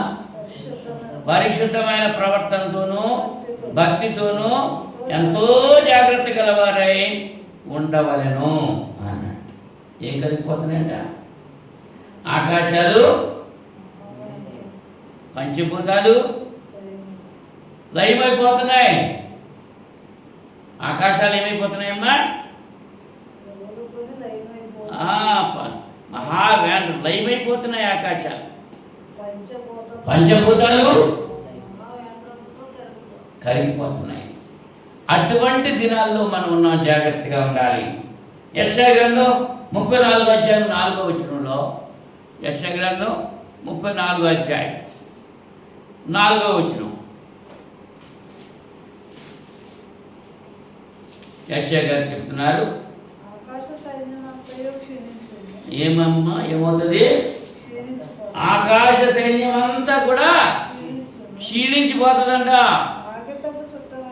కాగితపు చుట్టవలే ఆకాశ వైశాల్యంలో చుట్టబడును. ద్రాక్షావళి నుండి ఆకు వాడి రాలునట్లు, అంజూరపు చెట్టు నుండి వాడినది రాలినట్లు వాటి సైన్యమంతయు రాలిపోవును. వీటి సైన్యం ఆకాశపు సైన్యం అంతా కూడా. నిజముగా ఆకాశమందు నా ఖడ్గము మత్తిల్లును. ఖడ్గము మత్తిల్లు అంటే రక్తంతో నిండిపోతుంది అర్థం. అక్కడ నేను చెప్పించిన జనం మీద తీర్పు తీర్చుట కానీ దిగును. యెహోవా ఖడ్గము రక్తమయమగును, అది క్రొవ్వు చేత కప్పబడును. గొర్రెపిల్ల యొక్క మేకల యొక్క రక్తము చేతను పొట్టేళ్ల మూత్ర గ్రంథుల మీద క్రొవ్వు చేతను కప్పబడును. ఎలయనగా వస్త్రాల్లో యెహోవా బలి జరిగించును. ఎదోము దేశంలో ఆయన మహాసంహారము చేయును. ఇక్కడ ఏమంటున్నాడు? ఆకాశ సైన్యమంతయు క్షీణించును. పేతురు గారు ఏమన్నారు? ఆకాశంలో రవులు కొని లయమైపోవునట్టి ఆ దినం రాబోతుంది. దేవుని దినపు రాకడ కొరకు కనిపెట్టుచు మీరు ఎలా ఉండాలి? దాన్ని ఆశతో అపేక్షించాలి. మీరు పరిశుద్ధమైన ప్రవర్తనతో, భక్తితో ఎంతో జాగ్రత్త గలవారై ఉండాలి. క్రైస్తవ జీవితం భక్తి జీవితం కలిగి ఉండాలి. ఎటువంటిదమ్మా? పరిశుద్ధమైనటువంటి ప్రవర్తన. సమాజంలో నీ ప్రవర్తన పరిశుద్ధంగా ఉండాలి. ఏమాత్రం కూడా డాగు ఉంటాకే వీల్లేదు. బట్టలో ముంజోడు నిలుస్తుంది. ఆ డాగులు ఏమున్నాయో తొడుకును ఎందుకు పోయినాడు ఏం చేస్తారు? తొడుగు వేసుకున్న వాళ్ళు వెళ్ళిపోతారు. ఎక్కడికి వెళ్ళిపోతారు పోతారు. ఆ బాధ ముంజోడు వస్తుంది. ఆ డాగు చేసుకున్నా వదులుతలేదంట. వదులుతుందా? ఈ బాధ వచ్చి కానీ మనం చేసుకునే పాపపు డాగు వదలదు. మచ్చుండిపోద్ది. గాయం తగ్గుతుంది కానీ మచ్చుండిపోద్ది. ఉంటుందా? ఉందా? ఒకప్పుడు పాపే, ఇప్పుడు రక్షించబడ్డాం. కానీ పాత జీవితాన్ని జ్ఞాపకం చేసుకుంటున్నారా లేదా? మనకి జ్ఞాపకం ఉండదు, కానీ మన పక్క వాళ్ళకి జ్ఞాపకం ఉండాలి. వాళ్ళు అలా చేశారు, ఇలా చేశారు. ఇప్పుడు మాత్రం వచ్చేసిందమ్మా. ఇంత పొడుగు నెట్టేసుకునింది ఎట్లా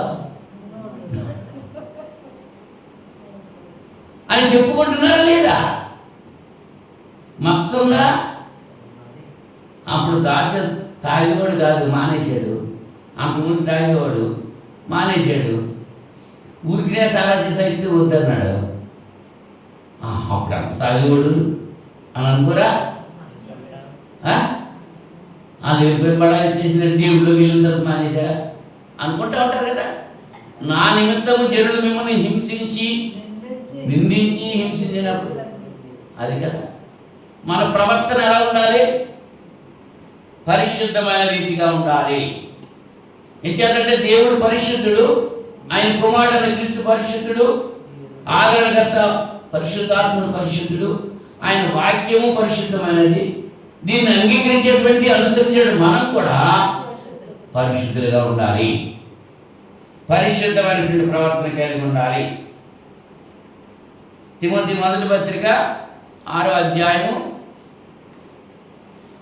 తిమోతి మొదటి పత్రిక 6వ అధ్యాయం 7 నుంచి చదువుతున్నాను. మనం ఈ లోకములోనికి ఏమీ తేలేదు, దీనిలో నుండి ఏమీ తీసుకుని పోలేము.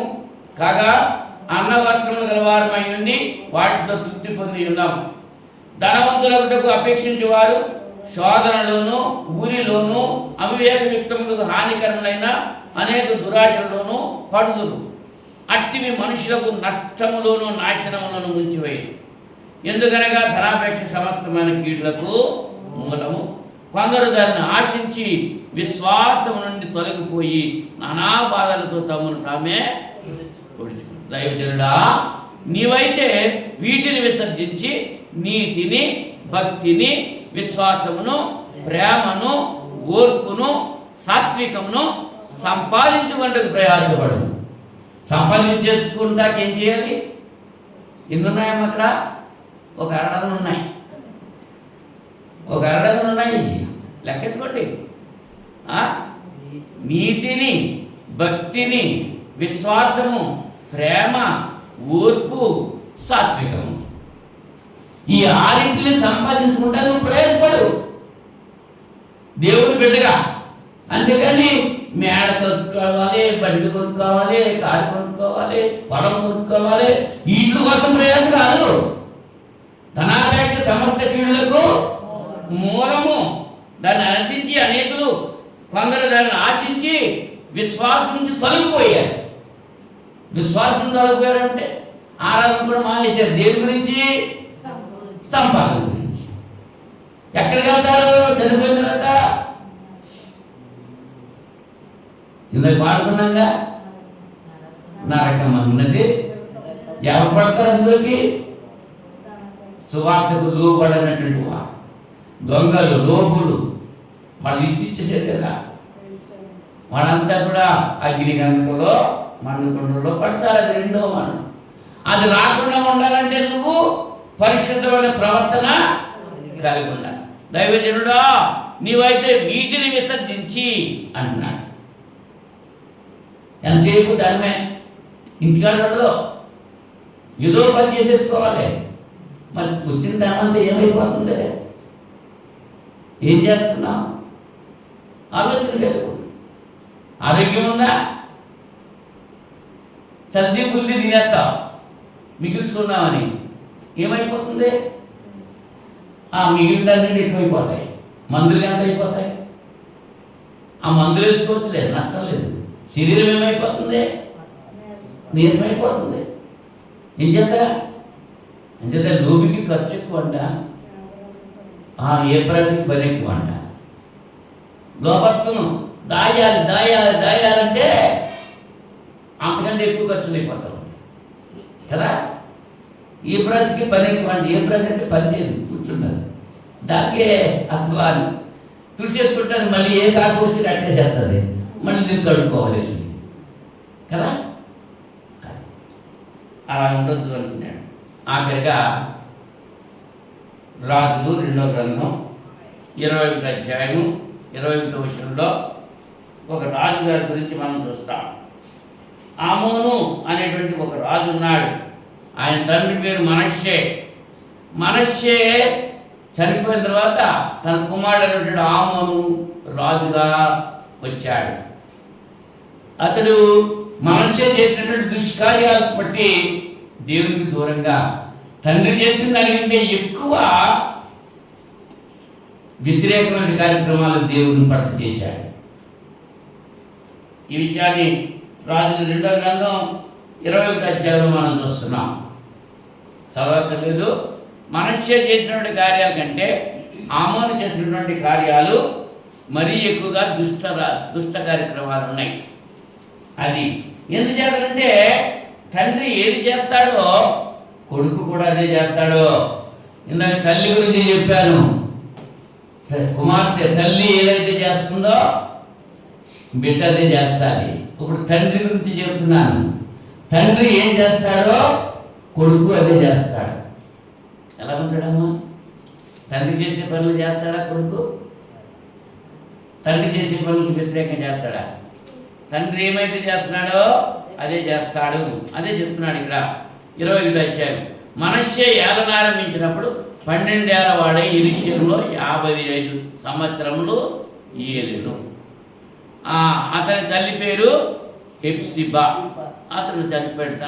తనకి ఇంకా మనకి క్రిందకి వెళ్ళిపోతే మనష్షే చాలా చెడ్డ పనులు చేశాడు. 16వ వచనంలో మనష్షే యెహోవా దృష్టికి చెడు నడత నడిచి యూదా వారిని పాపములో దింపినది గాక యెరూషలేమును ఈ కొన నుండి ఆ కొన వరకు రక్తంతో నిండినట్లు నిరపరాధుల రక్తమును బహుగా ఒలికించెను. మనష్షే అలా చేశాడండి. మరి ఆయన గారి కొడుకు ఏం చేశాడు? 21వ వచనంలో తన పితరుల దేవుడైన 20వ వచనం చూడండి. అతడు తన తండ్రి అయిన మనష్షే నడిచినట్లు యెహోవా దృష్టికి చెడు నడత నడిచెను. తన పితరుల దేవుడిని యెహోవాని విసర్జించి యెహోవా మార్గమందు నడువక తన తండ్రి ప్రవర్తించినట్లు తానును ప్రవర్తించుచు తన తండ్రి పూజించిన విగ్రహములను తానును పూజించెను. ఏం చేశాడన్నా? ఆమను దేవుని యొక్క మార్గంలో నడవలేదు, తండ్రి యొక్క మార్గంలో నడిచాడు. తండ్రి దేవుని మార్గంలో నడవలేదు. ఈయన గారు కూడా దేవుని మార్గంలో నడవలేదు. అంచేత దేవునికి ఇష్టడుగా ఉన్నాడా? ఆ శత్రువు వచ్చి చంపేశారు. ఆమోను సేవకులు అతని మీద కుట్ర చేసి అతని నగరం నందు అతను చంపగా సేవకులే వచ్చి చంపేశారు. అతని దగ్గర పరిగాలేసి వచ్చి ఈ ఆమెని చంపేశారు, పుట్టిన పని.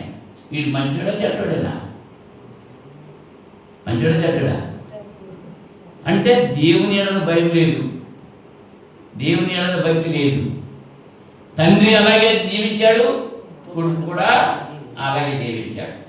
యోహాను సువార్త 5వ అధ్యాయంలో, యోహాను సువార్త 5వ అధ్యాయం 19వ వచనంలో యేసు ప్రభు వారు చెప్పినటువంటి మాట. యోహాను సువార్త 5వ అధ్యాయం. యేసు వారికి ఇట్లా చెప్పాను, ఇవని తండ్రి ఏమి చేయుట కుమారుడు చూచునో అదే కాని తనంతట తాను ఏది చేయనేరడు. ఆయన వేటిని చేయునో వాటినే కుమారుడును అలాగే చేయును. తండ్రి కుమారుని ప్రేమించుచు తాను చేయు వాటినెలను ఆయనకు అగపరుచుతున్నాడని మీతో నిశ్చయముగా చెబుతున్నాను. మరి మీరు ఆశ్చర్యపడినట్లు వీటికంటే గొప్ప కార్యములను ఆయనకు అగుపరచును. అలాగే తండ్రి మృతులను ఎలాగూ లేపి బ్రతికించనో అలాగే కుమారుడును తనకిష్టం వచ్చిన వారిని బ్రతికించను. తండ్రి ఎవరికి తీర్పు తీర్చడు, కానీ తండ్రిని గణపరచినట్లుగా అందరూ కుమారుని గణపరచవలనే తీర్పు తీర్చటకు సర్వాధికారం కుమారునికి అప్పగించున్నాడు. కుమారుని గణపరచని వాడు ఆయనను పంపిన తండ్రిని గణపరచడు. ఇక్కడ యేసు ప్రభు వారు తన తండ్రి గురించి తెలియజేస్తున్నాడు. నా తండ్రి చెప్పిన పనులే నేను చేస్తున్నాను, నా తండ్రి చెప్పిన మాటలే మీతో చెప్తున్నాను అన్నాడు. దానికి సాదృశ్యంగా ఇక్కడ చెప్తున్నాడు అన్నమాట. తండ్రి ఏది చేయుట కుమారుడు చూచునో అదే కానీ తనంతట తాను ఏదియో చేయనేరడు. మరి మన పరలోక తండ్రి ఏం చేశాడు? ఆయన చెప్పింది మనం చేస్తున్నామా? అంటే యూదులతో యేసు అన్నాడు, మీ తండ్రి అపవాది అన్నాడు. అపవాది పనులు మీరు చేస్తున్నారు, మీ తండ్రి అబ్రాహాము కాదు. వాదించారు ఇక్కడ యోహాను సువార్తలో 14వ అధ్యాయంలో. మేము అబ్రాహాము సంతానం, మేము పాపం చేయటం ఏంటి, మేము ఎవరికి దాసులు కాలేదు అని చెప్పి యేసుప్రభుతో వాదించారు వాళ్ళు. యేసుప్రభు చెప్పాడు, మీ తండ్రి అబ్రాహాము అయితే మీరు మంచి పనులు చేస్తారు, మీ తండ్రి సాతాను కాబట్టి సాతాను పనులు చేస్తున్నారు. వాళ్ళ గురించి అలా చెప్పారు. మన సంగతి ఏంటి? మన ఎవరు బిడ్డలు? దేవుడు మన తండ్రి ఎవరు? మన తండ్రి చేసిందే మనం చేయాలి కదా. మనం చేస్తున్నా. తండ్రి చేసి తండ్రి ప్రేమ కలిగిన వాడు. మనం ఎలా ఉన్నాం? అసూయ ద్వేషాలు కలిగి ఉన్నాం.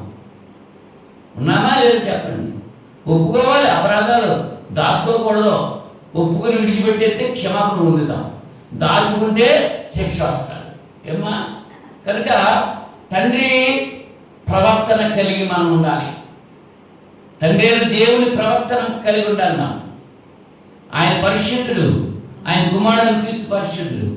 ఆయన బయలుపరిచాడు, తండ్రిని బయలుపరిచింది కుమారుడే. తండ్రిని ఎవరు చూడలేదు, చూడనేరడు. యేసు ప్రభు చెప్పారు, పరలోకంలో తండ్రి అని చూడగలరా? ఎవరు చూశారో పోనీ? దేవుని చూసి బ్రతికిన నరుడు లేడు. ఇవాళ అబద్ధాలు చెప్తున్నారు, దేవుడు నాకు కనపడ్డాడు, దేవుడు నాతో మాట్లాడాడు అని. లేఖనాలు ఇక్కడ చెప్పినంతే ఉన్నాయి. ఊహించలేనటువంటి ఊహాలకరమైన లోకంలో, అమరత్వంలో ఆయన ఒక్కడు మాత్రమే నివాసం చేస్తున్నాడు. ఏ మనుషుడు ఆయన చూసి ఉండలేదు, చూడకూడదు. ఆయన బయలుపరిచింది ఎవరు? కుమారుడు. మరి సౌలుకి దర్శనం ఇచ్చింది ఎవరు? కుమారుడు. యేసు ప్రభువే కుమారుడు దర్శించాడు, దేవుడు కాదు. అవునా? అని చెప్పి ప్రభువా అన్నాడు. ప్రభువా నువ్వెవరు అన్నాడు. సౌలా నన్ను ఎందుకు హింసిస్తున్నావంటే, ప్రభువా నువ్వెవరు అన్నాడు. నువ్వు హింసిస్తున్నా యేసుని నేనే అన్నాడు. యాక్చువల్గా ఎవరు హింసిస్తున్నాడు? సంఘాన్ని హింసిస్తున్నాడు. సంఘాన్ని హింసిస్తుంటే యేసు ప్రభు ఏమన్నాడు? నువ్వు నన్ను హింసిస్తున్నావు. ఇంచేత కారణం ఏంటి? యేసు ప్రభు యొక్క శరీరమే సంఘము. సంఘమును శరీరమునకు ఆయనే శిరస్సు. అంచేత నన్ను హింసిస్తున్నామని పౌలుతో యేసు ప్రభు వారు చెప్పారు. కనుక ప్రియులారా, క్రైస్తవ జీవితంలో 5 విషయాలు మాత్రమే ఈ రాత్రి సమయంలో మీకు చెప్పాను. ఎటువంటి ప్రవర్తన కలిగి ఉండాలి? నెంబర్ 1 నీతి ప్రవర్తన కలిగి ఉండాలి. నెంబర్ 2 క్రీస్తు సువార్తకు తగినట్లుగా ప్రవర్తించాలి. నెంబర్ 3 మంచి ప్రవర్తన కలిగి ఉండాలి. నెంబర్ 4 పరిశుద్ధమైన ప్రవర్తన కలిగి ఉండాలి. నెంబర్ 5 తండ్రి ప్రవర్తన కలిగి ఉండాలి. తండ్రి ఏది చేస్తున్నాడో కుమారుడు కూడా అదే చేయాలి. ఇప్పుడు చూడండి, మన సమాజంలో తండ్రి ఏ రకమైన బట్టలు కుట్టించుకుంటాడో కొడుకు కూడా అవే బట్టలు కుట్టిస్తాడు. అవునా? మరి తండ్రి ఉన్న మనసు మరి కొడుకు ఉండొద్దా? ఉండాలా వద్దా? అది క్రైస్తవుడిగా క్రీస్తును వెంబడించేటప్పుడు మనం క్రీస్తు యొక్క మనస్సు కలిగి మనం జీవించాలి. అదే పత్రికలో చెప్తున్నాడు, క్రీస్తు యేసుకు కలిగిన ఈ మనస్సు మీరును కలిగి ఉండండి. అట్టి మనస్సు కలిగి మనం జీవిస్తూ దేవుని యొక్క దీవెనలు పొందాలని ప్రేమతో మరి నన్ను నేను హెచ్చరిక చేసుకుంటూ మిమ్మల్ని హెచ్చరిస్తున్నాను. దేవుని కొద్ది మాటలు దీవించి ఆశీర్వదించడానికి ప్రార్థన చేసుకున్నాం. మహోన్నతుడా, పరిశుద్ధుడా, జీవాధిపతి, సృష్టికర్త, మీకు స్తోత్రాలు తండ్రి. ఈ రాత్రి సమయంలో ఈ తరగతిలో నాయన క్రైస్తవుని యొక్క ప్రవర్తన ఏ రీతిగా ఉండాలో అనేటువంటి విషయాన్ని, ప్రాముఖ్యమైనటువంటి విషయాలు 5 విషయాలు బిడ్డలతో ముచ్చటించడానికి మీరు ఇచ్చిన అవకాశం బట్టి స్తుతులు స్తోత్రాలు సమర్పణ చేస్తున్నాం. విన్న ప్రతి బిడ్డను దీవించండి. విని విడిచిపెట్టడం కాదు, కానీ వాక్యానుసారంగా జీవిస్తూ అటువంటి ప్రవర్తన కలిగి ప్రవర్తిస్తూ మరణ పర్యంతం నమ్మకంగా ఉండి మీరు ఇచ్చేటువంటి ఆ నిత్య జీవంలో పాలుభాగస్తులకు సహాయం చేయమని ప్రార్థన చేస్తూ ఉంటున్నాను. నాయన వాక్యం విన్న ప్రతి బిడ్డను దీవించండి. ఎవరిని విడిచిపెట్టకుండా నాయన ఆన్లైన్లో వీక్షిస్తున్న బిడ్డలందరి కొరకు ప్రార్థన చేస్తున్నాను. ఈ వాక్యాన్ని ఎవరైతే నన్ను వింటున్నారో, పరిశీలిస్తున్నారో వారందరి కొరకు ప్రార్థన చేస్తున్నాను. ఒకవేళ వాళ్ళు ఇంకా మారుమనసు పొందకపోతే, వాళ్ళు నాయన మరి క్రైస్తవుడిగా మారకపోతే, మీ కుమారుని క్రీస్తుని వెంబడించకపోతే, ఇప్పుడైనా ఆయన వెంబడించడానికి మంచి మనసు వారికి దయచేయమని ప్రార్థన చేస్తున్నాం. మేము ఈ లోకంలోకి ఏమి తీసుకుని రాలేదు, ఈ లోకంలో నుంచి ఏమి తీసుకుని పోలేము. పరిశుద్ధులుగా మేము లోకంలోకి వచ్చాము. అలా పరిశుద్ధులుగానే ఆ లోకానికి వెళ్ళటానికి మంచి అవకాశం దయచేయమని ప్రార్థన చేస్తున్నాం. వెత్తబడిన వాక్యం మీద హృదయాల్లో ఫలింప చేయమని మనం చేస్తూ ఈ రాత్రి సమయంలో నాయన మీ కృప, మీ కాపుదల మాకు అనుగ్రహించాలి. గతించిన శుక్రవారం నుంచి ఇంత పర్యంతం ఏ రీతిగా కాపాడారో దానికంటే అధికమైన రీతిగా రాబోయేటువంటి వారు కూడా కాపాడి మీ చిత్తమైతే మరొకసారి మేము కలిసి మేము స్తుతించి కనపరిచే వారికి దయచేయమని ఈ ప్రార్థన మా రక్షకుడు మీ ప్రియకుమారుడైన యేసుక్రీస్తు నామములో మిక్కిలి వినయంగా బ్రతిమాలి స్తుతించి వేడుకుంటున్నా కొరడకు తండ్రి. ఆమేన్, ఆమేన్. అందరికీ వందనాలండి.